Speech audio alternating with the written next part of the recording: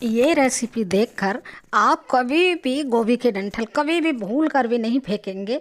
और मैं यकीन गारंटी के साथ कहती हूँ, अगर रेसिपी देख ली आपने एक बार तो आप गोभी की जगह डंठल मार्केट से ख़रीद के लाएंगे। तो चलिए देख लेते हैं हम इस डंठल की रेसिपी कैसी है और कितनी अच्छी लगती है। बहुत ही टेस्टी है, मुझे तो वही बहुत अच्छी लगी थी। तो मैंने क्या किया, गोभी को हटा दिया और गोभी के डंठल डंठल यहाँ पे ले लिए हैं।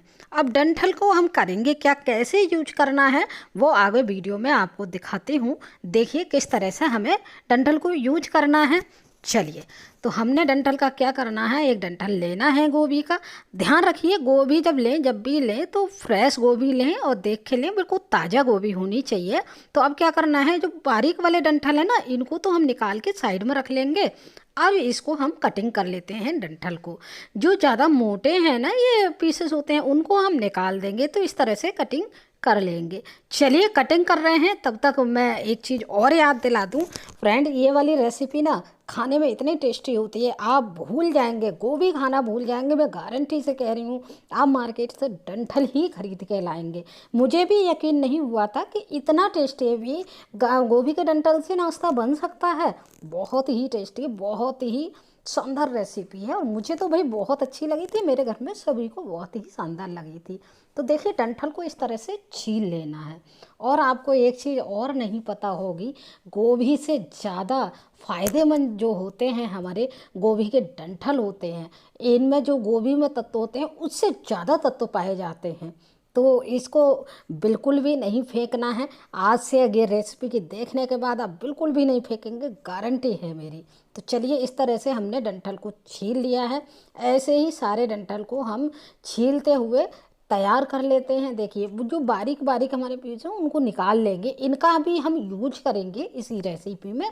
तो चलिए, हमने सारे डंठल को इस तरह से छील लिया है, इसको भी फटाफट से हम काट लेते हैं। तो मैंने 4 गोभियाँ ली थी, 4 ही मेरे डंठल हैं। 4 डंठलों में ही बहुत सारा ये नाश्ता बनकर तैयार हो जाता है और बहुत ही शानदार रेसिपी है।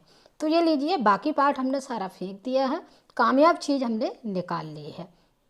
तो अब जो बारीक करके हम जो निकाले ने ताज़ा ताज़ा, उनको भी बारीक करके इस तरह से काट लेते हैं। तो फटाफट से कटिंग कर लेते हैं। तो ये लीजिए, हमने इनका तो कटिंग कर लिए। अब आ जाती है हमारे जो डंठल हमने छील के रखे हुए थे, उनको लेंगे। तो उनकी भी हमें एक कटिंग करनी है। कटिंग भी हम देख लेते हैं आप किस तरह से करेंगे, फिर मैं आगे प्रोसेस बताती हूँ। तो देखिए कटिंग कर लेते हैं। एक डंठल को उठाएंगे और एक डंठल के लगभग हम 4 पीस करेंगे। और 4 में अगर साइज़ बड़ा लग रहा है आपको, तो साइज़ हम छोटे बड़े भी कर सकते हैं, कोई इशू नहीं है। और ये आराम से कुक भी हो जाते हैं, तो ऐसा नहीं है कुक नहीं होंगे। तो ये रेसिपी इतनी शानदार है, इतनी शानदार है कि आप मतलब एक बार खा लेंगे ना तो बनाते ही बनाते आपके मुंह में पानी आ जाया करेगा। तो देखिए रेसिपी का एंजॉय लीजिए। चलिए, हमने डंठल की कटिंग कर ली है सभी की। अब आ जाते हैं इन डंठलों का आगे प्रोसेस कैसे करना है, क्या यूज करना है। तो सबसे पहले हमने गर्म पानी रख दिया था और गर्म पानी में ही हम सारे डंठलों को इनको डाल देंगे और लगभग 2 मिनट तक हम इन डंठलों को इसी में पकाएंगे गर्म पानी में। लेकिन साथ साथ ना हम क्या करेंगे, इसमें थोड़ा सा नमक भी डाल देंगे। उससे क्या होगा, नमक हमारे इन डंठलों में अंदर घुस जाएगा, तो जो रेसिपी बनेगी ना बहुत टेस्टी लगेगी, मतलब फीकी फीकी नहीं लगेगी। तो ये प्रोसेस ज़रूर करना है। और जब तक ये पक रहे हैं हमारे, हाफ बॉयल होंगे, तब तक हम और तैयारी कर लेते हैं। तो एक बाउल में ले लिया है हमने बेसन, और बेसन में हम थोड़ी सी चीज़ें डालेंगे जो बिल्कुल बेसिक चीज़ें हैं। बिल्कुल भी, देखिए हमने डाल लिया है हरी मिर्च को बारीक करके काट के, और थोड़ी सी मैंने अदरक को ग्रेट कर लिया था, वो भी डाल लिया। और यहाँ हरे धनिया की पत्तियाँ भी मैंने डाल दी हैं। अब थोड़ी सी कुछ चीज़ें और डाल लेंगे। तो चलिए, वो क्या चीज़ है, हम लेंगे पहले तो थोड़ी सी अजवाइन लेंगे, और अजवाइन को ना हम हाथ से रगड़ते हुए डालेंगे।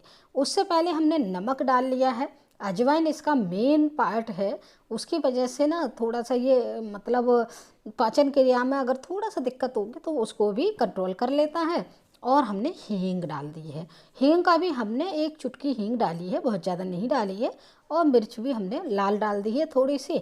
अब बस इन चीज़ों को हम मिला लेते हैं और एक गाढ़ा सा घोल बना के तैयार करेंगे। तो घोल को देख लीजिएगा, सबसे मेन पार्ट है घोल है। घोल हमारा किस तरह से होना चाहिए, तो यहाँ पे बहुत ध्यान देने वाली चीज़ है। घोल कितना गाढ़ा होना चाहिए और कितना पतला होना चाहिए, तो वो देख लीजिए। मैं अभी आपको फाइनल घोल बना के दिखा रही हूँ। पानी थोड़ा थोड़ा डालेंगे हम, एक साथ पानी नहीं डालेंगे। एक साथ डाल देंगे तो अंदाज़ा नहीं होगा कि घोल हमारा कैसा होगा। तो जितना ज़रूरत है उतना ही हम पानी डालेंगे। और ये देखिए, इतना गाढ़ा घोल रखना है हमें आराम से। देखिए फाइनली ही हमारा घोल ये बनकर तैयार हो गया है।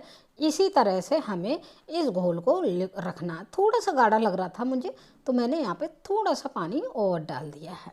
तो ये लीजिए, पानी डाल के हमने घोल को परफेक्ट रूप से बना लिया है। अब इस घोल को भी हम रख देंगे साइड में। साइड में रखने के बाद आगे वीडियो की तरफ चलते हैं, क्या प्रोसेस होना है। तो इसको तो रख देते हैं साइड में। ये मतलब कंप्लीट बनके तैयार हो जाता है। अब डंठल देखिए, डंठल को देख लेंगे। डंठल हमारे लगभग 70% कुक हो गए हैं। तो हमें बस इतने ही कुक करने थे, बहुत ज़्यादा कुक नहीं करने थे। देख लेंगे हाथ से पकड़ के, अपने आप पता लग जाएगी इसकी सॉफ्टनेस कि किस तरह से हमें कुक करना है। तो बस इसी स्टेज पे हम इनको यहाँ पे निकाल लेते हैं पानी में से। और पानी में निकालने के बाद हम एक तैयारी और करेंगे। मैं 2 तरह की रेसिपी बना के तैयार करूँगी गोभी के डंठल से।